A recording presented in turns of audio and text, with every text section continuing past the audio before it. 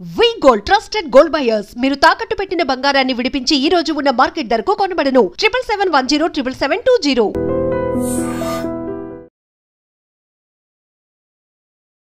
Welcome to iDream media. So జనరల్గా blood pressure, high BP ఇబ్బంది పెడుతూ ఉంటుంది. అయితే ఒక్కొక్కసారి ఒక్కొక్క టైంలో ఒక్కొక్కలాగా బీపీ లెవెల్స్ అనేవి కనిపిస్తూ ఉంటాయి. సో జనరల్గా బీపీ లెవెల్స్ అంటే ఎలా ఉండాలి, ఎంత ఉంటే అది నార్మల్ బీపీ అంటాము, ఎంత ఉంటే హై బ్లడ్ ప్రెషర్గా చెప్తారు. బీపీ టాబ్లెట్స్ వేసుకునే విషయంలో మనం తీసుకోవాల్సిన జాగ్రత్తలు ఏంటి, చేస్తున్న తప్పులు ఏంటి, వివరాలు తెలుసుకుందాం. మనతో పాటు ప్రముఖ internal medicine specialist doctor Rajesh Ukkala గారు ఉన్నారు. డాక్టర్ గారు నమస్తే అండి. నమస్తే. డాక్టర్ గారు, జనరల్‌గా ఒక్కసారి బీపీ వీళ్ళకి వచ్చింది అంటే, వాళ్ళు హై బ్లడ్ ప్రెషర్ పేషెంట్ అన్నప్పుడు ఎంత ఉంటే వాళ్ళని బీపీ పేషెంట్ అంటాము? సో మీరు అడిగిన క్వశ్చన్‌లో ఫ్యూ క్లారిటీస్ కావాలి. ఎందుకంటే బ్లడ్ ప్రెషర్‌ని సీరియస్‌గా తీసుకోవడం అనేది హ్మ్. నేను ప్రజల్లో చూస్తున్నాను. పేషెంట్స్‌లో కూడా అదేముందిలే అన్నట్టే చూస్తున్నాను. హ్మ్. అయితే అందరికీ అర్థం కావాల్సింది బ్లడ్ ప్రెషర్ నార్మల్ అంటే హ్మ్. లెస్ దెన్ 120, లెస్ దెన్ 80 హ్మ్. ఇది నార్మల్. 120 కన్నా తక్కువ ఉండాలి. 180 కన్నా తక్కువ ఉండాలి. హ్మ్. And range of blood pressure గురించి మాట్లాడుతున్నాను. హ్మ్. సో ఆ 120-90 అనేది నార్మల్ రేంజ్. హ్మ్. అలాగే 80-60 అనేది హ్మ్. Normal range.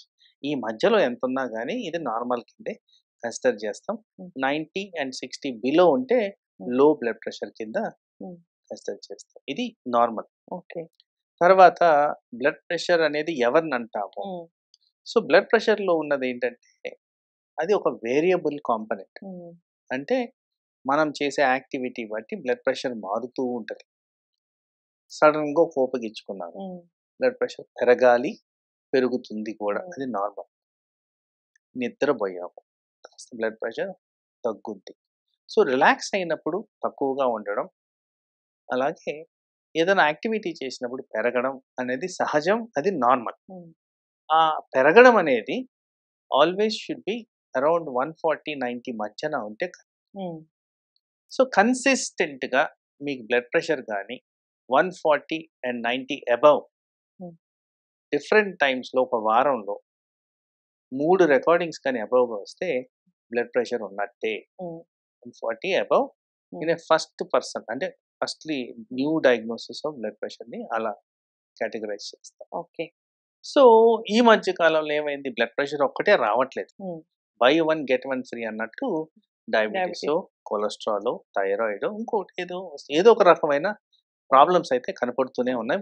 సహజంగా కాస్త ఏజ్ రాగానే 40 అబవ్ రాగానే ఇట్లాంటివన్నీ కనిపించేస్తున్నాయి.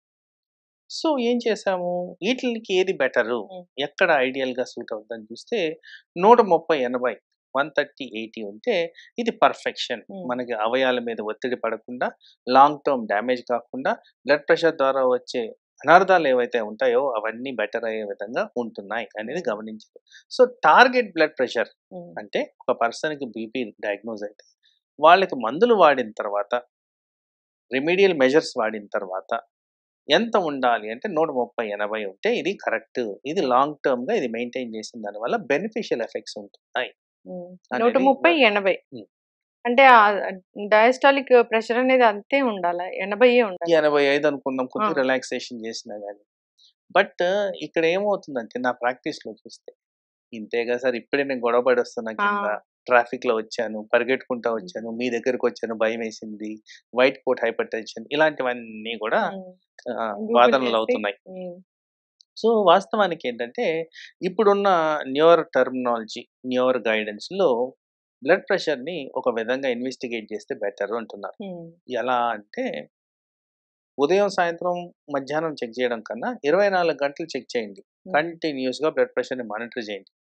ఈ 24 గంటల్లో నేను చెప్పిన విధంగా ఫ్లక్చుయేషన్స్ జరగడం సహజం. హ్మ్. కానీ కన్సిస్టెంట్‌గా ఎక్కువ ఉన్నాయా లేవా అనేది సీరీస్ ఆఫ్ రికార్డింగ్స్‌లో హ్మ్. ఏర్పడిపోతుంది. పర్టిక్యులర్‌గా నిద్రపోయే టైంలో గానీ హై బ్లడ్ ప్రెషర్ వస్తుంది అంటే హ్మ్. అది బ్యాడ్ సైన్. ఓకే. ఎందుకంటే ఎవరికైనా డే టైమ్ యాక్టివిటీ ఉంటది కాబట్టి కాస్త pressure. Higher levels, night time నిద్రపోతూ రిలాక్స్ అయి ఉన్నాం కాబట్టి కాస్త లోయర్ లెవెల్స్ రావాలి.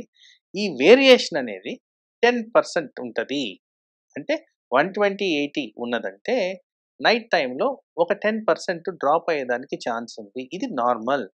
ఎవరికైతే ఇది డ్రాప్ కాదో, ఈ డ్రాప్ కాని వాళ్ళలో అనర్థాలు జరిగేదానికి ఆస్కారం ఉంటుంది. సో అలా ఈ 24 అవర్ బ్లడ్ ప్రెషర్ మానిటరింగ్ వల్ల మానిటరింగే కాకుండా అడ్వాంటేజెస్ కూడా ఉన్నాయి. మీరు అడిగిన క్వశ్చన్‌లో ఏ టైంలో చేస్తే మంచిది, ఎప్పుడు మందులు వాడితే మంచిది, అవన్నీ కూడా దీంట్లో క్లారిటీ వచ్చేస్తది. ఎందుకంటే ప్రతి ఒక్కరికి బ్లడ్ ప్రెషర్ డే టైమే ఉండట్లేదు. ప్రతి ఒక్కరికి నైట్ టైమే ఉండట్లేదు.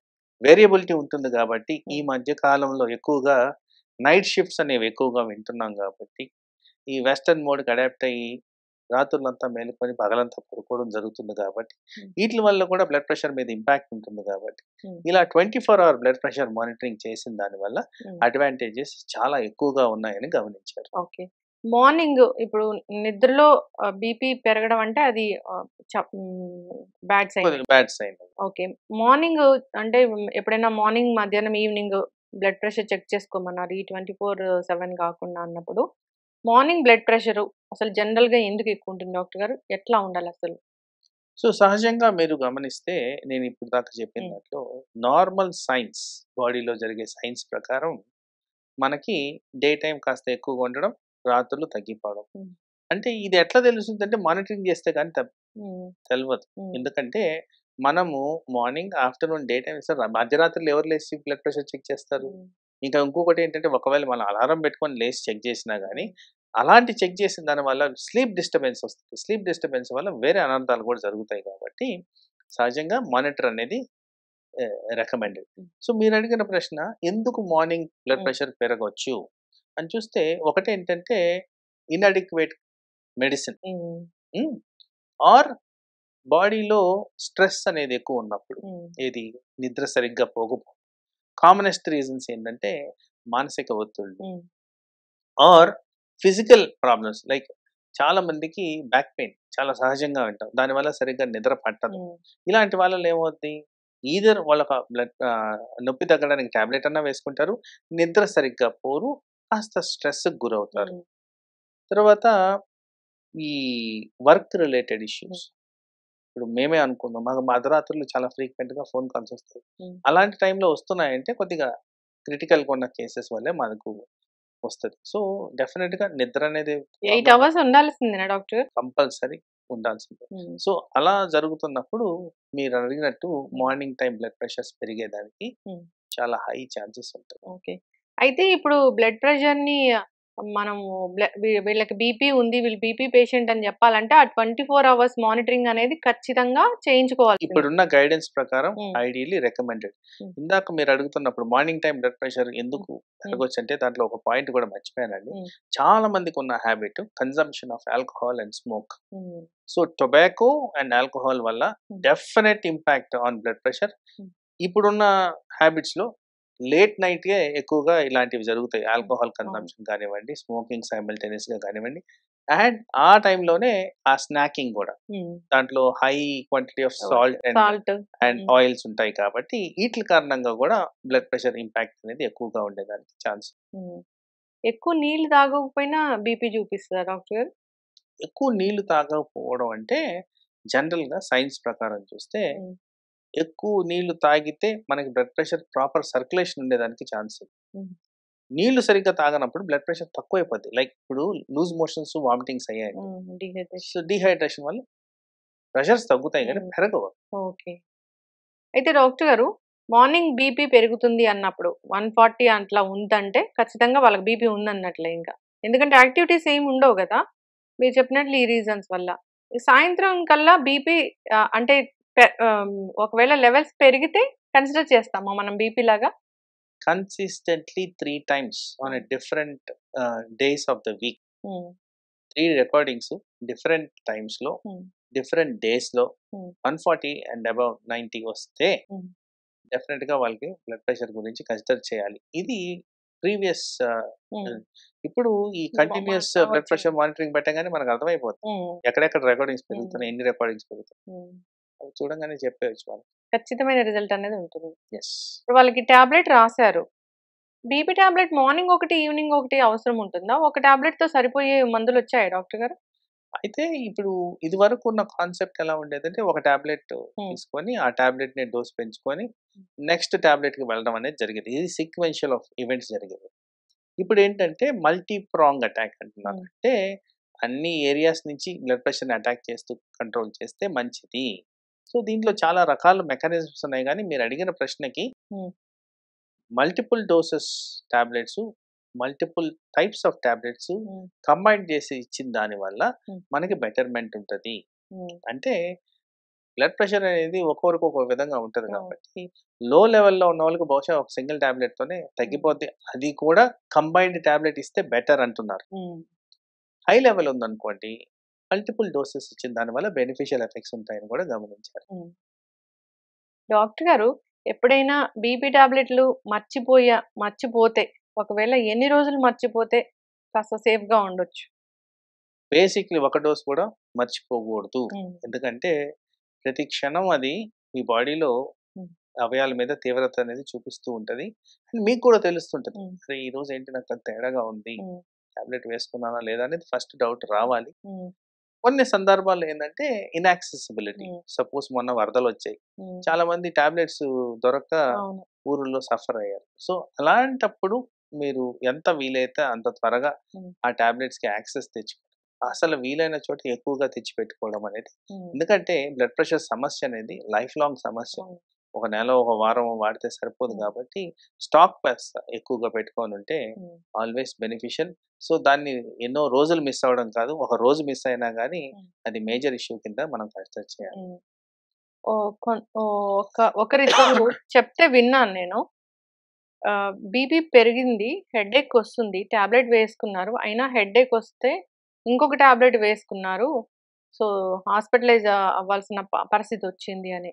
అంటే అట్లా డాక్టర్ చెప్పకుండా అట్లా డోసులు వాళ్ళకి వాళ్ళు మార్చుకోవచ్చు డాక్టర్ గారు? అసలు నాట్ రికమెండెడ్ అట్ ఆల్. అసలు అది కరెక్ట్ అప్రోచే కాదు. అక్కడ మనకు అర్థం కావాల్సింది ఏంటంటే బీపీ పెరగడానికి మనకి బాడీలో స్ట్రెస్ అనేది రావాలి. హెడేక్ కూడా ఒక టైప్ ఆఫ్ స్ట్రెస్. దాని కారణంగా ఏమవుతుంది, బీపీ ఆటోమేటిక్గా పెరుగుతుంది. సో ప్రైమరీగా మనం అడగాల్సిన క్వశ్చన్ ఏంటంటే బీపీ ఫస్ట్ పెరిగిందా, హెడేక్ వచ్చిందా, ఇది ఎక్కడి నుంచి వచ్చింది అనేది ఒరిజినేట్ చేస్తుంది. దాన్ని క్లుప్తంగా మనం అనాలిసిస్ చేస్తే అప్పుడు కరెక్టివ్ మెజర్స్ అనేవి మనకి ప్రాపర్ గా ఉంటాయి. సో హెడేక్ అండ్ బీపీని మనం అండర్స్టాండ్ చేసుకునేటప్పుడు ఏది ముందర వచ్చింది, దేని కారణంగా వచ్చింది అనేది మనం అర్థం చేసుకోవాలి. ఇది ఒకటి. రెండో పాయింట్, ఇంపార్టెంట్ పాయింట్, ఇది ప్రజల్లో నేను ఎక్కువగా పేషెంట్స్ లో గమనించింది, హెడేక్ వచ్చింది కదా అని చెప్పి ఈ నొప్పుల టాబ్లెట్లు వేసుకుంటారు. Most important side effect of pain killers ఏంటంటే బ్లడ్ ప్రెషర్ ని పెంచడం. దాని కారణంగా కూడా మనకి ఎఫెక్ట్ అనేది జరుగుతుంది. కాబట్టి ఇది కాస్త జాగ్రత్తగా మనం చూసుకోవాల్సిన అవసరం అయితే ఉంది. బీపీ టాబ్లెట్స్ వేసుకున్నామని మర్చిపోయి ఇంకో డోస్ కూడా వేసుకోకూడదు. సో అసలు దాన్ని స్కిప్ చేయకూడదు. ఒకవేళ బీపీ ఉంది, బ్లడ్ ప్రెషర్ పెరిగిపోయింది, చాలా పెరిగిపోయింది అంటే బాడీలో ఎలాంటి లక్షణాలు కనిపిస్తాయి? సహజంగా blood pressure is a silent killer. ఎక్కువగా సిమ్టమ్స్ కనపడవు, వచ్చినప్పుడు చాలా కెటాస్ట్రాఫిక్ గా వస్తుంది. మీరు కూడా చాలా సార్లు వినుంటారు, ఈ మధ్య మనం వింటున్న అనర్థాలకి చాలా మటుకు బ్లడ్ ప్రెషర్ ఒకటి కారణం అయి ఉండొచ్చని నేను అనుకుంటున్నాను. వాటిల్లో ముఖ్యంగా వచ్చేవి ఏంటి, హెడేక్, తల తిరగడము, చెమటలు పట్టడము, చేత కాకపోవడం, ఆయాసం, కళ్ళు తిరగడము, గుండె దడ, ఇలాంటివన్నీ ఫ్రీక్వెంట్ గా మనకి కనిపించే సిమ్టమ్స్. బట్ ఇది అందరిలో కనిపిస్తుందని గ్యారంటీ అయితే లేదు. బట్ ఎలిమెంట్ ఆఫ్ డౌట్ రాగానే ఫస్ట్ మనం చెక్ చేసుకోవడం అనేది ఇంపార్టెంట్. బీపీ అయితే ఒక 25 ఏళ్ల వయసు నుంచి చెక్ చేయించుకోవాలి, 25 years ఆఫ్ ఏజ్ నుంచి. ఒకప్పుడు అంటే 40 ఏళ్ల తర్వాత చేసుకునే వాళ్ళ. అంటే ఇప్పుడు ఏం లేదండి, ఇప్పుడు నైట్ టైం షిఫ్ట్ చేస్తున్నారు, వీళ్ళకి నిద్ర లోపిస్తుంది, వీళ్ళలోనే మానసిక ఒత్తిడులు ఎక్కువగా ఉంటాయి, టార్గెట్ ఓరియంటెడ్ జాబ్స్ చేస్తున్నారు, వీళ్ళందరిలో బ్లడ్ ప్రెషర్ పెరగడానికి చాలా ఆస్కారం ఉంది.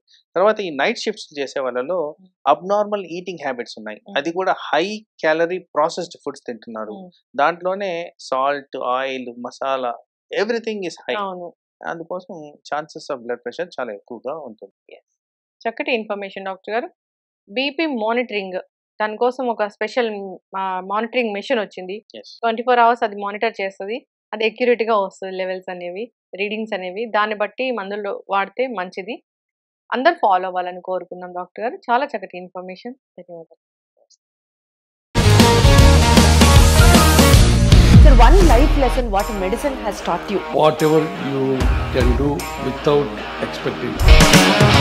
బట్ ఐ రియలీ బిలీవ్ మన పాజిటివ్ యాటిట్యూడ్ ఉంటేనే మనం ఏదైనా సాధించగలం. గట్ ని మనం కరెక్ట్ గా డీల్ చేసినట్లయితే అది మనకి పాజిటివ్ హార్మోన్స్ ని రిలీజ్ చేస్తుంది. షుగర్ వచ్చిన వాళ్ళ పరిస్థితి ఏంటి? పొట్ట దగ్గర పెరిగితే దాన్ని ఆండ్రాయిడ్ అంటారు, ఆండ్రాయిడ్ ఫోన్ కదా. అసలు థాట్స్ ఎందుకు వస్తాయి? బ్రెయిన్ డెడ్ అంటే దానికి ప్రపంచం అంతా కూడా కొన్ని నిర్దిష్టమైనటువంటి లక్షణాలు. మానసికంగా ధైర్యంగా ఉంటే క్యాన్సర్ జయించవచ్చు. You are a doctor for a cause sir, అంతే. వాళ్ళకి వచ్చిన ఆదాయం కాకుండా ఫ్రీ సర్వీస్ ఎంతమందికో చేస్తుంది.